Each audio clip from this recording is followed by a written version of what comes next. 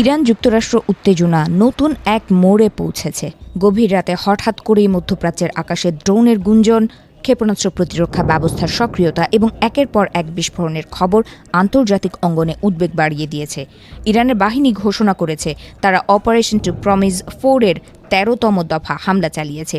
ইরানের দাবি, এই অভিযানে একমুখী আক্রমণাত্মক ড্রোন ব্যবহার করে কুয়েতে অবস্থিত মার্কিন মেরিন ঘাঁটি ক্যাম্প আরিফজানকে লক্ষ্যবস্তু করা হয়েছে। ইরানের ভাষ্য অনুযায়ী চলমান মার্কিন ইসরায়েলি হামলার জবাব হিসেবেই এই পদক্ষেপ নেওয়া হয়েছে। তবে যুক্তরাষ্ট্রের পক্ষ থেকে এই হামলার বিষয়ে তাৎক্ষণিক কোনো আনুষ্ঠানিক প্রতিক্রিয়া পাওয়া যায়নি। স্বাধীনভাবে এসব দাবির সত্যতা যাচাইও সম্ভব হয়নি। ইরান আরও জানায়, বাহরাইনে অবস্থানরত মার্কিন নৌবাহিনীর সঙ্গে সংশ্লিষ্ট অবকাঠামো লক্ষ্য করে ৬টি ড্রোন পাঠানো হয় এবং সেগুলো নির্ধারিত স্থানে আঘাত হানে। এছাড়া হরমুজ প্রণালীতে এথেন্স নোভা নামের একটি জ্বালানি ট্যাঙ্কারে ২টি ড্রোন আঘাত করার পর জাহাজটিতে আগুন জ্বলতে থাকে বলে দাবি করা হয়েছে। উল্লেখ্য, হরমুজ প্রণালী বিশ্ব জ্বালানি পরিবহনের অন্যতম গুরুত্বপূর্ণ রুট, ফলে সেখানে যে কোনো সামরিক উত্তেজনা বৈশ্বিক তেল বাজারে বড় প্রভাব ফেলতে পারে।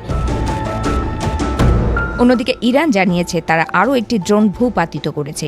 ইরানের নৌশাখা দাবি করেছে দক্ষিণাঞ্চলীয় বুশেহের শহরের আকাশে একটি হার্মিস টাইপ ড্রোন গুলি করে নামানো হয়েছে। তাদের ভাষ্যমতে চলমান সংঘাতের শুরু থেকে এখন পর্যন্ত মোট ২১টি হার্মিস ড্রোন ভূপাতিত করা হয়েছে। হার্মিস ড্রোন ইসরায়েলি নির্মাতা প্রতিষ্ঠানের তৈরি নজরদারি ও আক্রমণ সক্ষম ড্রোন। এছাড়া ইরান আরও দাবি করেছে তারা মার্কিন MQ-9 এবং IAI ইটান বা হেরেন টিপি ধরনের ড্রোনও গুলি করে নামিয়েছে। MQ-9 রিপিড ড্রোন যুক্তরাষ্ট্রের অন্যতম উন্নত আক্রমণাত্মক ড্রোন হিসেবে পরিচিত।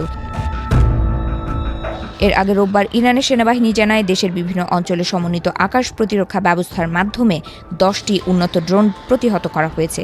তারা দাবি করে, আগ্রাসন শুরুর পর থেকে মোট 22টি ড্রোন ধ্বংস করা হয়েছে। এই পাল্টাপাল্টি হামলার প্রেক্ষাপটে মধ্যপ্রাচ্যের নিরাপত্তা পরিস্থিতি আরও নাজুক হয়ে উঠেছে। কুয়েত, বাহরাইন এবং হরমুজ প্রণালীর মতো কৌশলগত এলাকায় সামরিক কার্যক্রম বাড়ায় আঞ্চলিক উত্তেজনা নতুন উচ্চতায় পৌঁছেছে। বিশ্লেষকরা বলছেন, সরাসরি সংঘাত দীর্ঘায়িত হলে তা শুধু সংশ্লিষ্ট দেশগুলোকেই নয়, বৈশ্বিক অর্থনীতি এবং জ্বালানি সরবরাহ ব্যবস্থাকেও অস্থির করে তুলতে পারে।